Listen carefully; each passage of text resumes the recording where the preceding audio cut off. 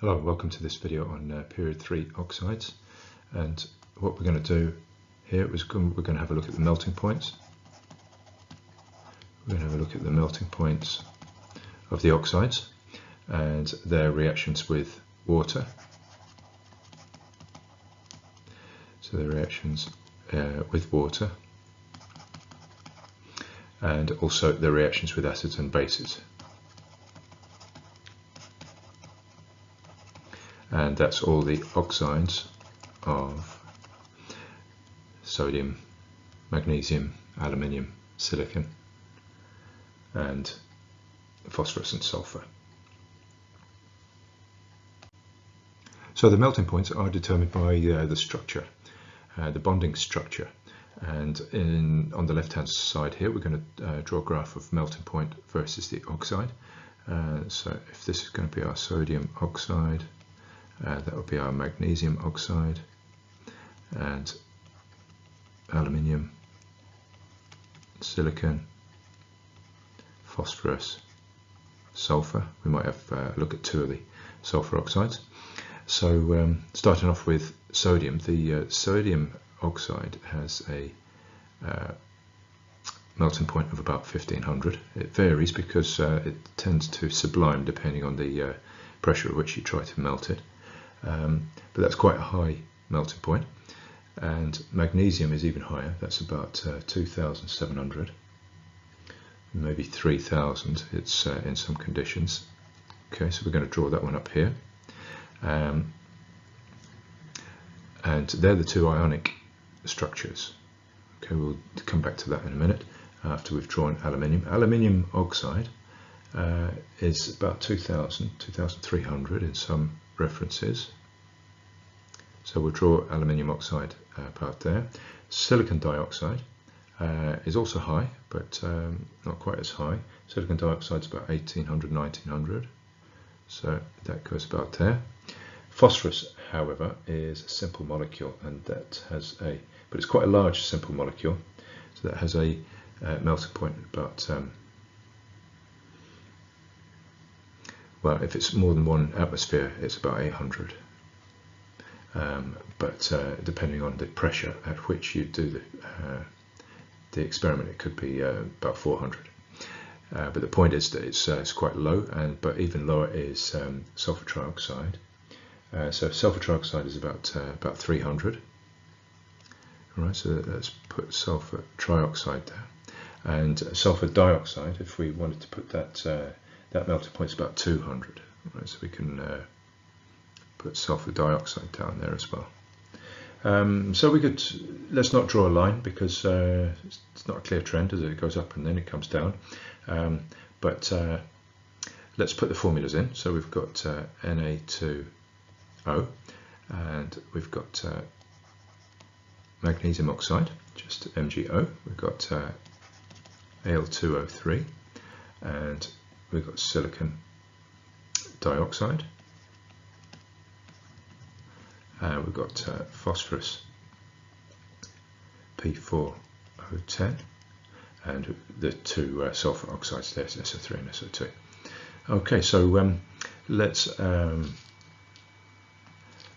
look at their structures. Right, so we've got these two here are ionic. They're ionic, and let's go to the other side, and these three here are simple covalent.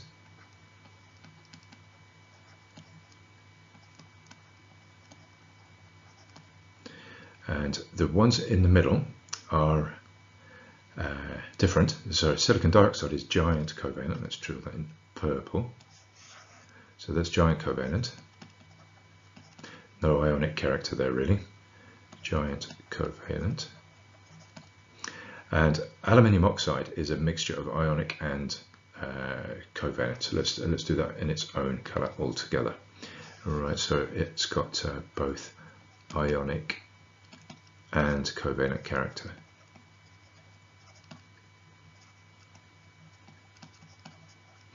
Okay, so as we can see, the ionic structures and the giant structures are all and the giant covalent structures are all high melting points because they're strong bonds. The ionic bonds are strong and the covalent bonds are strong, and that takes a lot of energy to break, and therefore the melting points are high.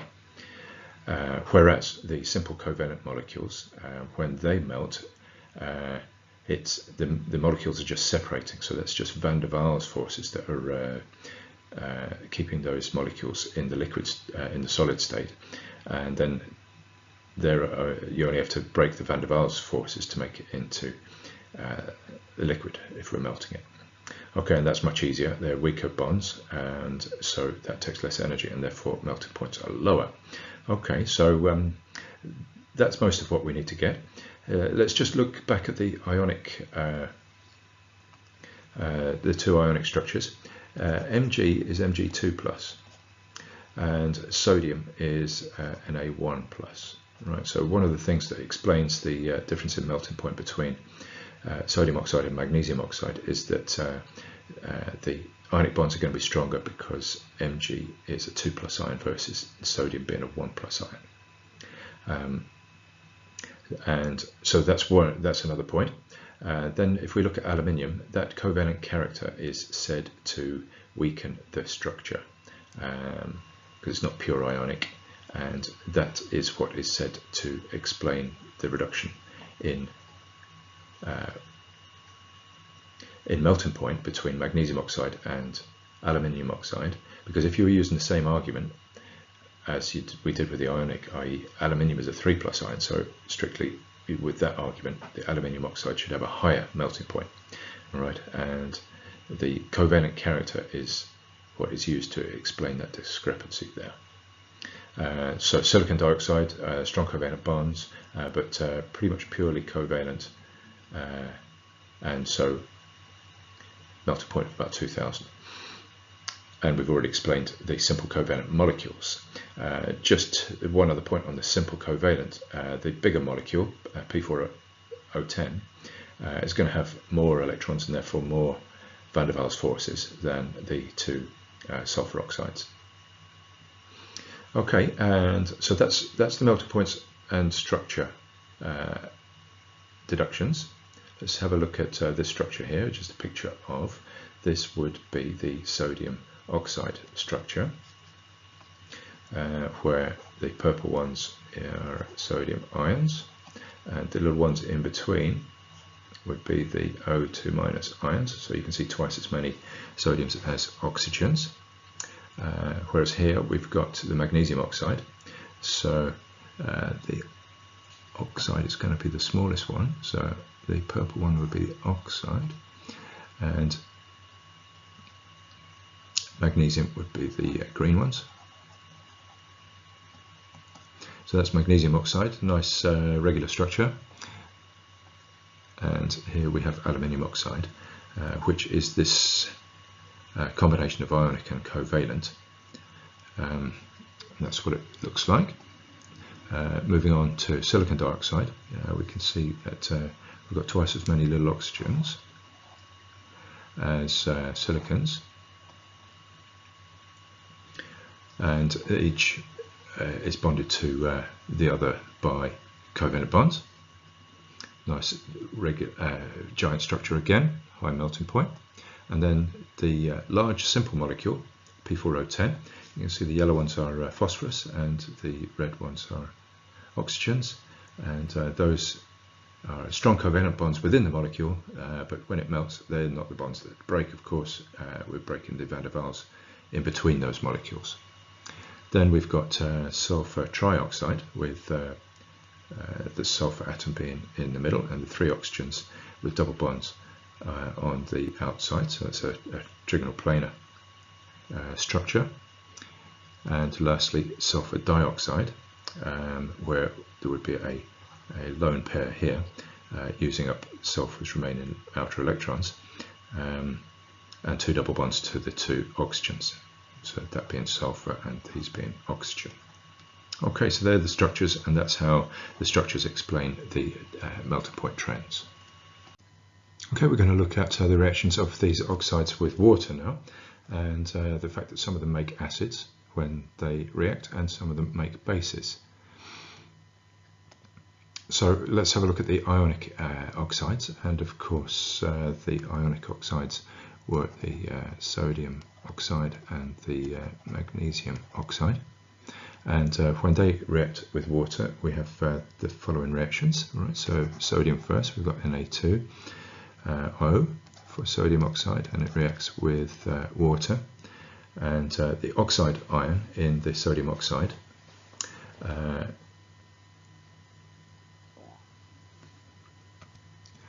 accepts a proton from the water and turns into sodium hydroxide, like so.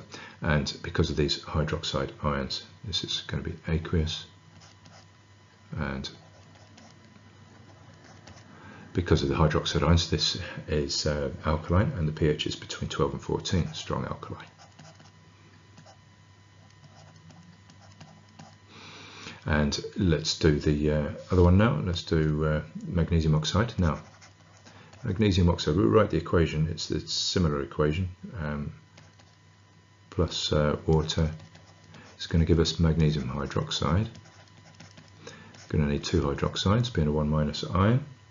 And that it's called aqueous, but it's very insoluble. So because of that, we don't get many hydroxide ions, and it's only weakly alkalinic, so the pH is between 9 and 10 only. So let's move on and have a look at the simple covalent oxides. And so remind ourselves, the simple covalent oxides are going to be our P4O10 and our, let's do both sulfurs, as SO2 and SO3. Okay, so let's start with P4O10, and when that reacts with water, we need 6 water molecules. We get phosphoric acid, the formula of which is H3PO4, and to balance that we need 4 of them, and that would be aqueous. This is actually a solid. Okay, so that's phosphoric acid.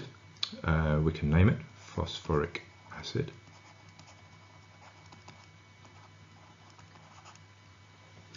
And when that ionizes in water, you can see we're going to get 3 hydrogen ions and 1 phosphate ion, which is why it's acidic. Okay, so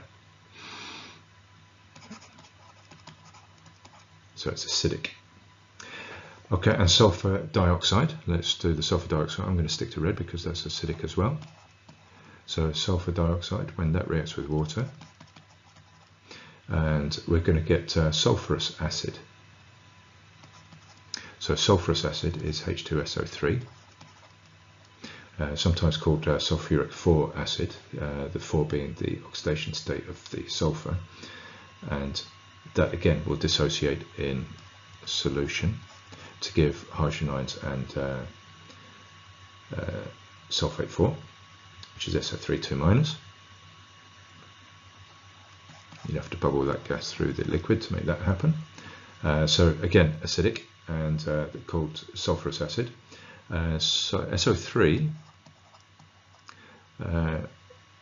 so when sulfur trioxide dissolves in water and reacts with water, you get sulfuric acid, the one we're more familiar with, the strong acid, H2SO4 aqueous.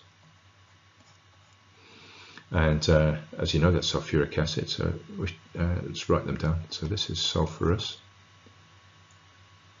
Let's spell it the American way. Sulfurous acid. This is sulfuric acid.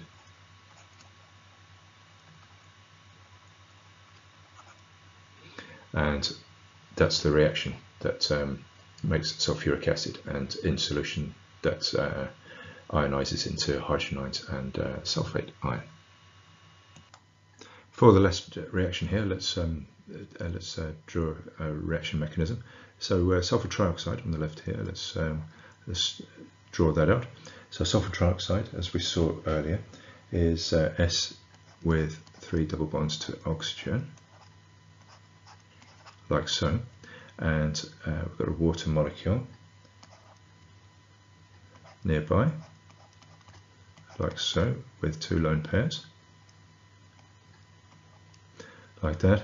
And the lone pair actually attacks the sulfur, which will be delta positive. Right, so we're going to draw a curly arrow from the lone pair to this sulfur, and those lone pairs would go into a vacant d orbital. And so then you would get the following structure.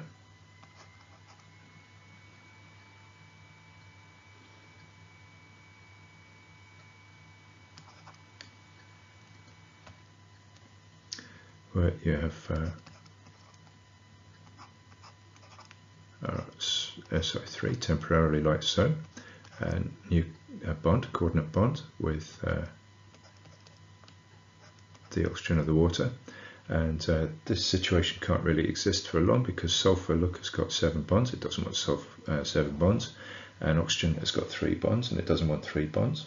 So what happens is that these 2 electrons will go on to this oxygen, giving it a minus charge.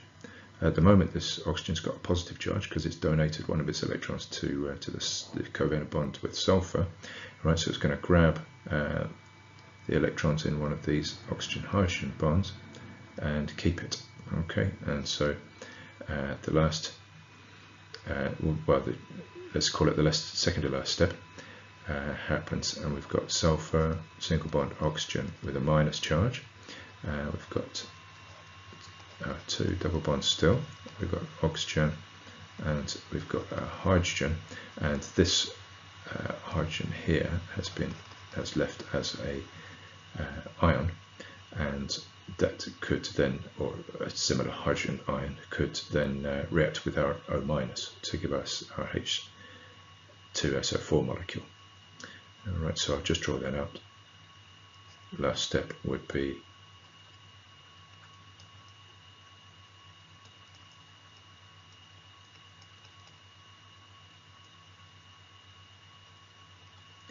like so, but of course in aqueous solution the 2 hydrogens would deionize and leave us hydrogen ions, giving us 2 H plus and SO4 2 minus. Okay, that's spoken about the oxides of the basic oxides and the acidic oxides, but it remains to be said what happens to silicon and aluminium oxide, and they of course are insoluble. Alright, so aluminium oxide, silicon oxide are insoluble, and that means that the solutions remain neutral. Okay, we've done the reactions of our oxides with water. Now we'll move on to doing the reactions of our oxides with acids and bases. And the bold statement here is that the basic oxides, that's the sodium and the magnesium oxides, they react with acids in the normal way, base plus acid, gives you salt plus water, while the acidic oxides, that's going to include silicon oxide this time, silicon, phosphorus and sulfur oxides, they react with bases because they're acidic oxides. Okay, so let's just remind ourselves that our basic oxides are our sodium oxide and our magnesium oxide, and we're going to put phosphorus oxide down here, and of course our 2 sulfur oxides.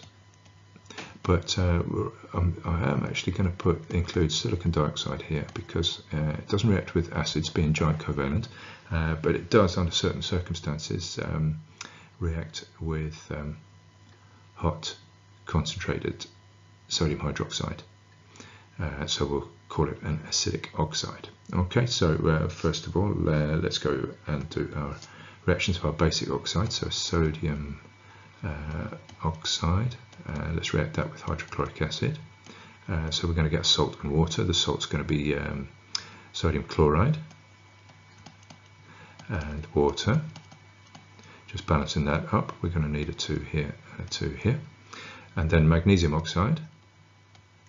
Let's react that with sulfuric acid.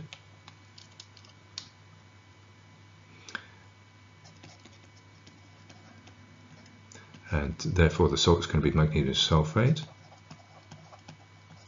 And we'll get a water molecule as well. So there's our 2 reactions, or 2 of the reactions with our basic oxides. So these are the ionic oxides. So let's actually write that down. Just it's worth remembering that ionic oxides are basic oxides, ionic stroke basic oxides, and they react with acids to make a salt and water. Okay, so that's our basic oxides done. But point to note is that you might be given any acid, and you're left write the equation there. So let's do the acidic oxides, the covalent oxides. So like I said, silicon dioxide is giant covalent, and won't react with acids. It does react with sodium hydroxide. So here's our sodium hydroxide. It has to be hot and it has to be concentrated. But when that is so, then we're going to get sodium silicate, formula of which is Na2SiO3. Right, so that is our salt, and of course we need some water as well, and to balance that off we need 2 of these. So that's our reaction with silicon dioxide, and then our simple covalent molecules. Let's start off with P4O10. These are reactions we need to understand as well as remember, because you might not be given this exact reaction, so you need to understand it so you can use the same principles for a similar reaction. Right, so we're going to react that with sodium hydroxide again. And this time we're going to get sodium phosphate. All right, so I'm going to make sodium phosphate. Now, phosphate ion is a 3- ion.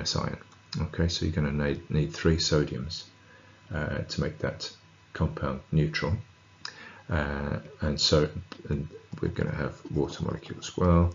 And so to balance it all off, we need 6 water molecules. We need 4 of these, and therefore 12 of these. And so that's the reaction of phosphorus oxide with sodium hydroxide. Then let's do sulfur dioxide. Okay, so sulfur dioxide makes, you might remember,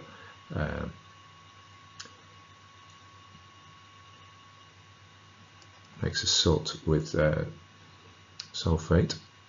Okay, it'd be sulfate 4. So we're going to react that again with sodium hydroxide. Okay, and the sodium sulfate, so we're going to, let's put sodium, the sodium sulfate is SO3, and SO3 is a 2- ion, so we're going to need 2 sodiums in there. Of course, we're going to get water as well. So the thing to remember is this is our salt, sodium sulfate, and that sulfate is sulfate 4. And to balance it all up, we're going to need 2 sodium hydroxides, and that's then balanced. Okay, so as far as sulfur trioxide is concerned, we're going to make sodium sulfate, sulfate 6. Okay, so sulfate 6 is SO4 2-, but it's still a 2- ion, so we need 2 sodiums there to make the compound neutral. So that's our salt, sodium sulfate 6 in this case, and water as well. And to balance that, we'll react it with sodium hydroxide again. I should have said that. And we need 2 of those to get that all balanced. So that is our acidic oxides, now 4 acidic oxides reacting with bases to make those salts as well. Okay, so I'm going to draw a line here because I'd like to do it on the same page. I'm going to draw a line and do the one that we haven't done in black here. Okay, so the one we haven't done is aluminium, and the reason we haven't done that is because it's different. Okay, now aluminium oxide, Al2O3. Okay, Al2O3 reacts with both acids and bases. Okay, so it reacts with both acids and bases, and so we call it amphoteric. We call it amphoteric because it reacts with acids and bases. So when it reacts with an acid, let's do the reaction. Let's react it with sulfuric acid. When it reacts with sulfuric acid, we get aluminium sulfate. So we get aluminium sulfate. Sulfate is a 2- ion. Aluminium is a 3+ ion. So we're going to need 2 of those and 3 of those. And of course we're going to get some water. We're actually going to get 3 water molecules. Okay, so that's how it reacts with acids, so acting as a base. And when it acts as an acid, so I'll switch to, could have done that really as a in purple, right? But I'm going to switch to red because here now our aluminium oxide is going to react with an alkali, so it's going to react as an acid. It's still Al2O3, and let's react it with some sodium hydroxide. And when we do, we're going to get some sodium aluminium hydroxide. Sodium aluminium hydroxide. Sodium aluminium hydroxide. Okay, so aluminium is 3+, sodium is 1+, so we're going to need 4 hydroxide ions, and in order to balance that, we're going to need 3. We're also going to need 3 of the water molecules that sodium hydroxide is dissolved in as a reactant, and that will require 2 sodiums, and it's going to make 2 sodium aluminium hydroxides. Okay, so just as a recap, that's the aluminium oxide reacting as an acid with a base to make a salt, in this case sodium aluminium hydroxide, like so. So let's just finish off with a checklist. You can pause this video perhaps and then check if you've got understanding of each point. Let's go through them very quickly. So what we've done is we've looked at the melting points, the trend of the highest oxides, and we looked at the differences in melting points and explained that because of their structures. That's the first thing we did. Second, then we moved on to looking at our ionic oxides. That was sodium and magnesium, and how they reacted with water to form basic hydroxides.